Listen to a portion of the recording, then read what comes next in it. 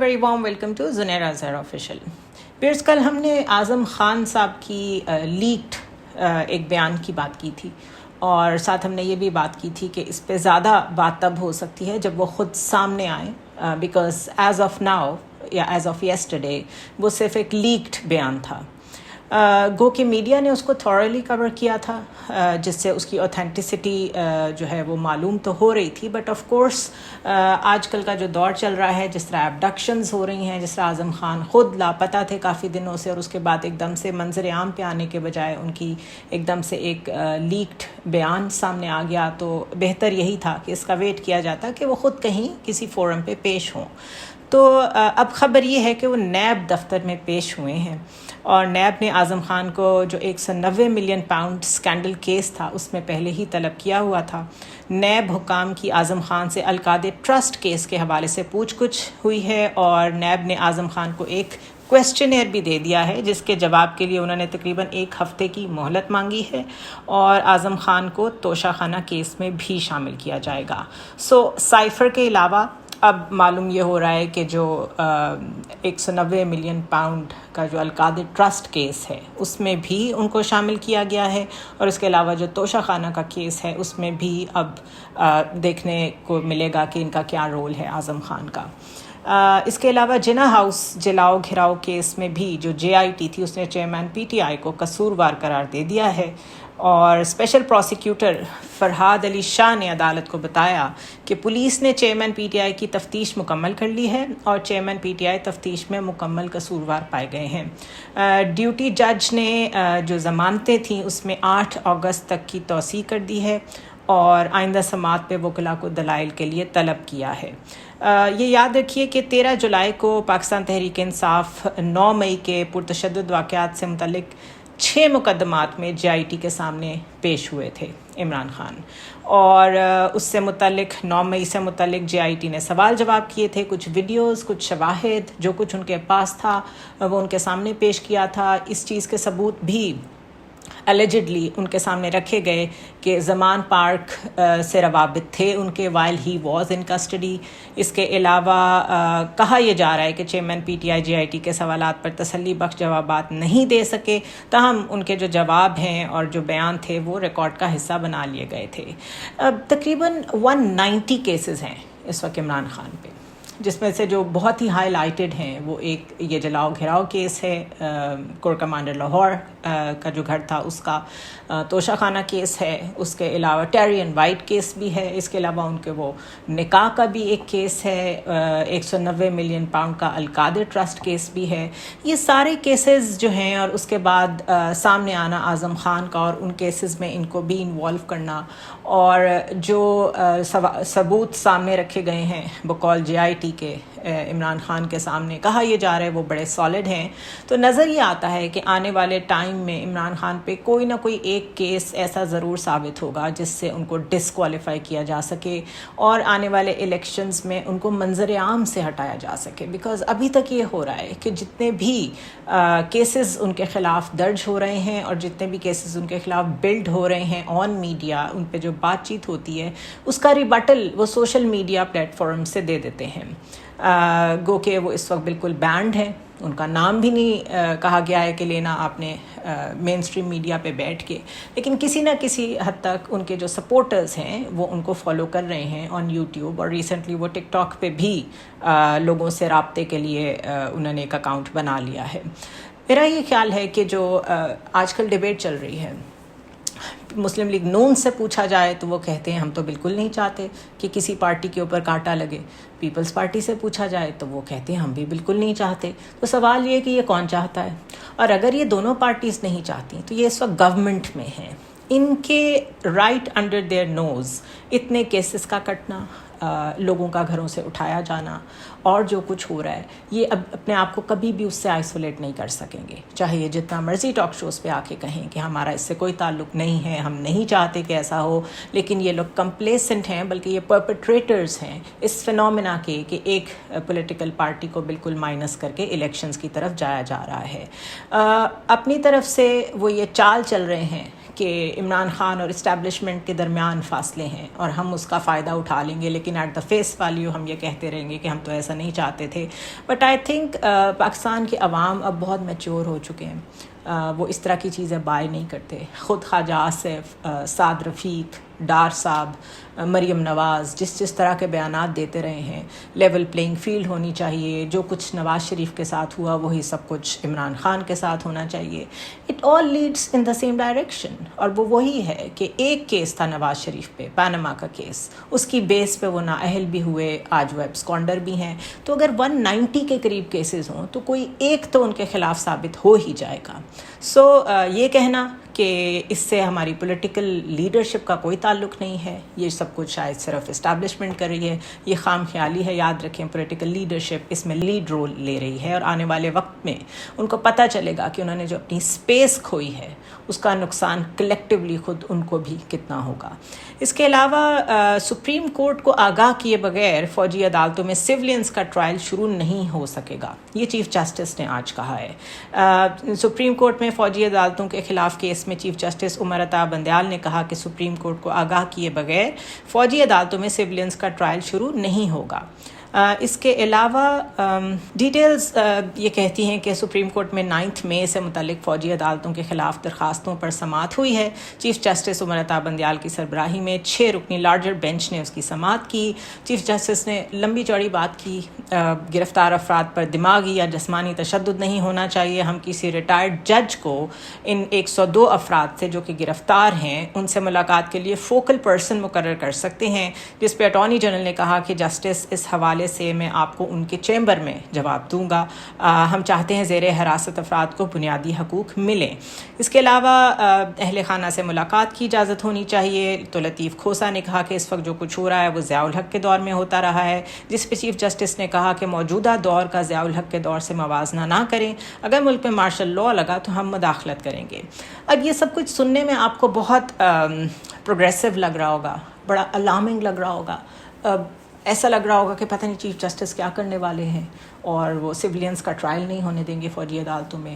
Number 1 تو آج تک کسی نے کیونکہ چیلنج ہی نہیں کیا اس چیز کو، اور یہ ہمارے آئین کا حصہ ہے کہ اگر کوئی بھی معاملات فوج سے متعلق ہوں گے، فوجی تنصیبات سے متعلق ہوں گے، ان پہ حملے سے متعلق ہوں گے، نیشنل سیکورٹی کے زمرے میں آئیں گے تو اس کا فوجی ٹرائل ہو سکتا ہے.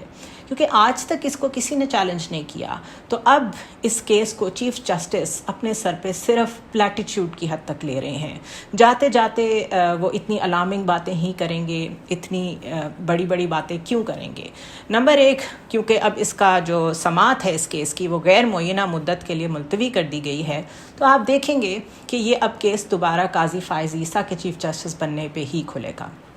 سو ان اے وے چیف جسٹس عمر عطا بندیال ایک لینڈ مائن چھوڑ کے جا رہے ہیں قاضی فائز عیسیٰ کے لیے، جن کے لیے the test starts before he even assumes the set up. اس سے پہلے کہ وہ چیف جسٹس بنے ان کے سامنے ایک بہت بڑا ٹیسٹ چھوڑ کے جا رہے ہیں، اور وہ ہسٹری میں یہی کہیں گے کہ میں نے تو اس کیس کو ٹیک اپ کیا تھا اور میں نے تو صاف کہا تھا کہ اس میں ہم کسی کے ساتھ زیادتی نہیں ہونے دیں گے. فیصلہ نہیں ہو سکا کیونکہ ان دنوں میں ججز کی چھٹیاں تھیں، تو فیصلہ تو آنے والے چیف جسٹس نے کرنا تھا. اس طرح اب اس معاملے کو لے کے بھی صرف سیاست ہو رہی ہے اور اس سے زیادہ اس میں سے کچھ نکلنے والا نہیں ہے. جس طرح میں ابھی بات کر رہی تھی کہ پیپلز پارٹی اور مسلم لیگ نون ایک دوسرے کے اوپر یہ بات ڈالتے نظر آتے ہیں ٹاک شوز میں کہ کیا بلے کا نشان یا پی ٹی آئی کو آنے والے الیکشنز میں ہونا چاہیے کہ نہیں ہونا چاہیے. تو وفاقی وزیر ایاز صادق جو ہیں انہوں نے کہا کہ الیکشن میں بلے کا نشان ہوگا یا نہیں وثوق سے نہیں کہہ سکتا. سائفر کیس کے بعد چیزیں گرم ہو گئی ہیں اور عمران خان کے لیے مشکلات بڑھتی نظر آ رہی ہیں. اور یہ انہوں نے جیو نیوز پہ حامد میر کو انٹرویو میں یہ بات کہی. مسلم لیگ نون چاہتی ہے کہ تحریک انصاف الیکشن میں نہ آئے. یہ کس نے کہا؟ یہ پیپلز پارٹی کے سلیم مانڈوی والا نے کہا. سو یہ گڈ کاپ بیڈ کاپ اپنے آپ کو یہ دکھانے کے لیے کہ ہم بڑے ڈیموکریٹک وے میں بلیو کرتے ہیں، انکلوسو پالیٹکس میں بلیو کرتے ہیں. یہ بھی بالکل ویسا ہی آئی واش ہے جیسا میں نے ابھی آپ کو پہلے بتایا کہ چیف جسٹس صرف تاثر یہ دے رہے ہیں کہ وہ بنیادی حقوق سے متعلق اور سولینس کا فوجی عدالتوں میں ٹرائل سے متعلق بہت سینسٹیو ہیں، لیکن وہ کریں گے کچھ نہیں. اسی طرح جاتے جاتے اب یہ جیسے جیسے اس گورنمنٹ کے جانے کے دن قریب آ رہے ہیں تو آپ یہ دیکھیے کہ ان کا فوکس کن چیزوں پہ ہے. میڈیا انڈسٹری کو پابندیوں سے جکڑنے کی تیاری کر لی گئی ہے. پیمرا ترمیمی بل قومی اسمبلی سے منظور ہو گیا ہے اور یہ جو امینڈمنٹ بل ہے پیمرا امینڈمنٹ بل 2023 اس میں تقریباً 9 سیکشنز میں امینڈمنٹس کی گئی ہیں اور 5 نئے سیکشنز کا اضافہ کیا گیا ہے. میں آپ کو ڈیٹیلز بتانے کے بجائے اس کا جسٹ بتا دیتی ہوں. مس انفارمیشن ڈس انفارمیشن اس کی جو ڈیفینیشن ہے وہ تبدیل کر دی گئی ہے. مصدقہ خبر جو ہے اس کو برداشت معاشی ترقی اور بچوں سے متعلقہ مواد کے الفاظ شامل کر کے ترمیم کر کے عوام کی تفریح تعلیم اور معلومات کے دائرے کو وسیع کر دیا گیا ہے. یعنی کہ انہوں نے definition of a news he change کر دی ہے بالکل. پیمرا کو ایک طریقے سے اس کے ونگز بھی کلپ کیے گئے ہیں کیونکہ جو چیئرمین کے جو اختیارات ہیں ان کو بھی کافی حد تک کلپ کیا گیا ہے. اس بل میں چیئرمین پیمرا کے اختیار بھی محدود کیے گئے ہیں جس کے مطابق اب چیئرمین پیمرا کو کسی براڈ کاسٹ میڈیا یا ڈسٹریبیوشن کا لائسنس منسوخ کرنے کا اختیار نہیں ہوگا. اس کے علاوہ الیکٹرانک میڈیا کو ملازمین کی بروقت تنخواہوں کی ادائیگی کا پابند کیا گیا ہے اور یہ کہا گیا ہے کہ اگر آپ نہیں کریں گے ٹائم پہ ادائیگی تو آپ کے خلاف ایکشن ہوگا. یقین کریں اس میں سے کسی بات پہ عمل نہیں ہوگا. میڈیا انڈسٹری میں 5-6 ماہ تنخواہیں نہیں ملتی اور کئی دفعہ جب ملتی ہیں تو آپ کو یہ پتہ نہیں ہوتا یہ کون سے منتھ کی ہیں اور کیا جو پیچھے بیک لاگ میں اتنی تنخواہیں رہتی ہیں وہ ملیں گی کہ نہیں ملیں گی. کچھ چینلز ہیں who are very good pay masters بہت اچھا ٹائم پہ دیتے ہیں وہ تنخواہوں کا سارا سلسلہ ٹھیک رکھتے ہیں. لیکن بنیادی طور پہ جرنلزم اس وقت پاکستان میں ایک موسٹ تھینک لیس جاب ہے. سب سے بڑا مسئلہ یہ ہے کہ ہر چینل کا اونر کوئی نہ کوئی بلڈر انڈسٹری سے تعلق رکھنے والا بندہ ہے, کوئی شوگر انڈسٹری کا بندہ ہے, ریئل اسٹیٹ کا کوئی معلوم ٹائکون ہے. اور انہوں نے یہ چینلز اس لیے بنائے ہیں کیونکہ وہ اپنے جو بزنس کے انٹرسٹ ہیں ان کو پروٹیکٹ کرنا چاہتے ہیں. جب اپنا چینل ہوگا اور کسی کی زمین پہ قبضہ ہوا ہوگا تو آپ اچھی طرح پروٹیکٹ کر سکیں گے. اگر آپ کے خلاف کوئی شخص سامنے آتا ہے, عدالتوں میں آپ کے خلاف اگر کیسز ہیں, لٹیگیشن ہے, تو آپ کا اپنا چینل موجود ہے آپ کے بزنس انٹرسٹ کو پروٹیکٹ کرنے کے لیے.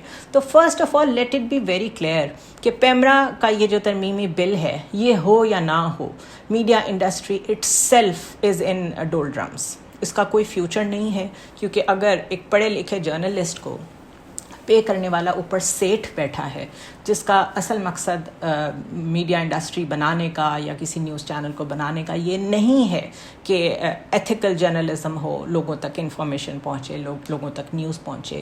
اگر اس کا یہ فوکس ہی نہیں ہے تو یو کین ویل امیجن کہ ہر چینل ایک خاص ایجنڈے کو لے کے چل رہا ہوگا اور جب تک اس کا وہ ایجنڈا پورا ہوتا رہے گا تب تک جرنلسٹ کو تنخواہیں بھی ملتی رہیں گی. بہت ساری مثالیں ایسی ہیں کہ جب لوگوں کو لگتا ہے کہ اب مزید اس چینل میں سے پیسے تو بن نہیں رہے, الٹا اس کے اوپر پیسے لگانے پڑ رہے ہیں, تو وہ راتوں رات چینلز بند کر دیتے ہیں. میں خود ایک ایسے چینل میں تھی جس کو ایک ای میل کے ذریعے سے بند کر دیا گیا اور اس میں تقریباً 400 ملازمین ایسے تھے جو راتوں رات بے روزگار ہو گئے اور بہت برے حالات میں ان لوگوں نے گزارا کیا. آلریڈی کوئی بہت اچھی سیلریز نہیں ہوتی. کچھ بڑے اینکرز اگر اچھی سیلری لیتے ہیں تو اس کا یہ مطلب نہیں ہے کہ اوور آل جو ٹیکنیکل لوگ ہیں یا جو فیلڈ میں لوگ ہیں یا جو آپریٹرز ہیں یا جو ڈرائیورز ہیں ان کو کوئی بہت اچھی سیلریز ملتی ہوں گی. سو یہ ایک اور موو ضرور ہے PEMRA ordinance to control the media industry, but already اس انڈسٹری میں اتنے مسائل ہیں کہ مجھے یہ بہت لانگ ٹرم میں پریویل کرتے ویسے ہی پاکستان میں نظر نہیں آ رہی. سو یہ اب جرنلسٹ نے خود ڈیسائیڈ کرنا ہے کہ عمران خان کے دور میں جب پیکا آرڈیننس میں اس سے ملتی جلتی چیزیں آئی تھیں تو بہت شور مچا تھا, جس طرح مہنگائی پہ شور ہوتا تھا. تو آج بڑے بڑے اینکرز خاموش کیوں بیٹھے ہیں, ان کو فرق کیوں نہیں پڑتا؟ جواب سیم ہے. فرق اس لیے نہیں پڑتا بیکاز اس وقت سارا سسٹم, سارا میڈیا جو ہے وہ کمپلیسنٹ ہے to the current political environment اور جرنلزم نام کو ہی ہو رہا ہے. اور یہ جو مایوسی ہے, یہ جو ہوپ لیسنس ہے جرنلزم کے پوائنٹ آف ویو سے میں بات کر رہی ہوں کہ اب اس انڈسٹری میں کچھ نہیں رکھا, وہ صرف اس انڈسٹری تک محدود نہیں ہے. پاکستان چھوڑ کے جانے والوں کی تعداد میں 3% اضافہ ہوا ہے. اور اگر میں فگرز میں آپ کو بتاؤں تو پاکستان کے جو ریسنٹلی چھوڑ کے جانے والے لوگ ہیں ان کی تعداد 1 کروڑ سے پچھلے 1 سال میں تجاوز کر گئی ہے. اور ریزنز کیا ہیں؟ ریزنز یہی ہے، برین ڈرین ہو رہا ہے، پڑھے لکھے لوگوں کو جابس نہیں مل رہی، انڈسٹری بند ہو رہی ہے، ایک اکنامک میلٹ ڈاؤن ہے. ویدر وی لائک اٹ اور ناٹ، جتنا مرضی شور مچائیں آپ کہ نئی یہاں پہ انویسٹمنٹ آ رہی ہے اور پاکستان یہ بن جائے گا وہ بن جائے گا، فی الحال تو پاکستان جو بن گیا ہے وہ یہ ہے کہ جانے والوں کی تعداد میں دن بدن اضافہ ہو رہا ہے. لیبر، اسکل لیبر، پڑھے لکھے ہر طبقے سے لوگ مایوس ہیں اور چھوڑ کے جانے کو تیار ہیں. جہاں بھی کسی کو اپنا فیوچر سیکیور ہوتا نظر آتا ہے، پیپل آر گوئنگ دیئر. اور اس کے علاوہ کیونکہ اس طرح کی خبریں آپ کو ہمارے میڈیا پہ تو کور ہوتے ملیں گی نہیں، so I read to you a news from BBC Urdu, جس میں دنیا بھر کے ممالک میں رہائش اور شہریت کے حوالے سے سروسز فراہم کرنے والی لنڈن کی ایک معروف فرم مینلے گلوبل نے دنیا بھر کے پاسپورٹس پہ ایک رپورٹ جاری کی ہے، جس کے مطابق پاکستانی پاسپورٹ 101 نمبر پہ آتا ہے اور دنیا کا 4th ورسٹ پاسپورٹ قرار دیا گیا ہے. اور بدترین پاسپورٹ کی رینکنگ میں پاکستان سے نیچے صرف 3 ممالک ہیں، شام، عراق اور افغانستان. یہ ہیں وہ ریالٹیز جو آپ کو نہ میڈیا بتاتا ہے، نہ اس پہ بات ہوتی ہے، نہ اس پہ ٹاک شوز ہوتے ہیں، نہ اس پہ چیف جسٹس کوئی موٹیویشن شو کرتے ہیں. صرف پولیٹیکل کیسز کو ہی پٹ اپ کیا جاتا ہے. عام آدمی کا کیس تو سال ہا سال لگتا ہی نہیں ہے. سیاستدانوں کے کیسز کا فوراً نمبر بھی آ جاتا ہے، ڈائری نمبر بھی ایشو ہو جاتا ہے، روز اس پہ ٹکرز بھی چلتے ہیں میڈیا پہ، روز اس پہ ٹاک شوز بھی ہوتے ہیں. تو یہ ایک گلیمر ورلڈ ہے of the elite of Pakistan, اور یہ کنٹری ریڈیوس ہو گیا ہے to this handful of people جو بیوروکریٹس ہیں، جو ججز ہیں، جو فوج میں ہیں، جو حکومت میں ہیں، جو پولیٹیشنز ہیں، جو بڑے بزنس ٹائکونز ہیں، جن کا اب کسی بڑی انڈسٹری سے تعلق ہے، چاہے وہ ٹوبیکو انڈسٹری ہو، سیمنٹ انڈسٹری ہو، ریئل اسٹیٹ ہو.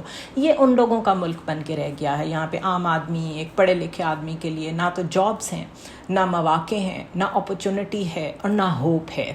اور اس سب کے بعد جب آپ کو ایسی خبریں پڑھنے کو ملتی ہیں کہ پنجاب میں صرف 200 افسران کے لیے 2 ارب 33 کروڑ روپے کی نئی گاڑیاں خریدی جائیں گی، ایڈیشنل کمشنرز کو 1600 cc، ایڈیشنل ڈپٹی کمشنرز کو 1300 cc گاڑیاں ملیں گی، اسسٹنٹ کمشنرز کو ڈبل کیبن والی گاڑیاں ملیں گی، پرانی گاڑیاں تحصیلداروں کو دے دی جائیں گی.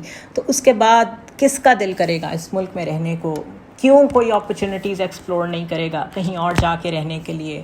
اور کون سا ایسا ویژن ہے جو کنونس کرے گا لوگوں کو کہ there is still hope over here? So let's see how things unfold. یہ بڑے مشکل اور ٹیسٹنگ ٹائمز ہیں. Even my journalism has been reduced to very few videos nowadays, because روز کوئی خبر ہوتی نہیں ہے جس پہ آپ بات کر سکیں، سوائے پالیٹکس کے کچھ امپورٹنٹ نہیں ہے. اور پالیٹکس بھی کچھ شخصیات کی آپس کی اناد ہے، آپس کی ان کی ایگوز ہیں اور آپس کے مسائل ہیں ان کے، اس کے ارد گرد گھومتی ہے. اس کا ذرا سا بھی تعلق گڈ گورننس سے یا پالیسی میکرز سے یا لوگوں کو ڈیلیور کرنے سے نہیں ہے، یا واقعی میں پاکستان کو کہیں لے کر جانے کے ویژن سے اس کا کوئی تعلق نہیں ہے. So I motivate myself every day to think کہ شاید اگلا دن اس سے بہتر ہو، شاید اگلا سال اس سے بہتر ہو. And this is the only way to look forward and keep on going. Stress میں بہت زیادہ ہیں لوگ، خاص طور پہ وہ لوگ جن کے پاس اس وقت نوکریاں نہیں ہیں، ان کو بھی ہوپ دینی ہوتی ہے، ان کو بھی ہیلپ کرنی ہوتی ہے. تو اپنے ارد گرد لوگوں پہ نظر رکھیں. خبریں بہت بری آتی ہیں، کئی دفعہ خودکشیوں کی خبریں، خاص طور پہ لوگ اپنی فیملیز کو قتل کر دیتے ہیں جو بہت نچلا طبقہ ہے. اور آپ کو اندازہ نہیں ہے اندرون سندھ میں، بلوچستان میں، ان علاقوں میں جہاں ہم آج تک لاہور، اسلام آباد، کراچی کے رہنے والے لوگ گئے نہیں ہیں، کتنی غربت ہے اور لوگ کس حال میں زندہ ہیں. I'll see you tomorrow.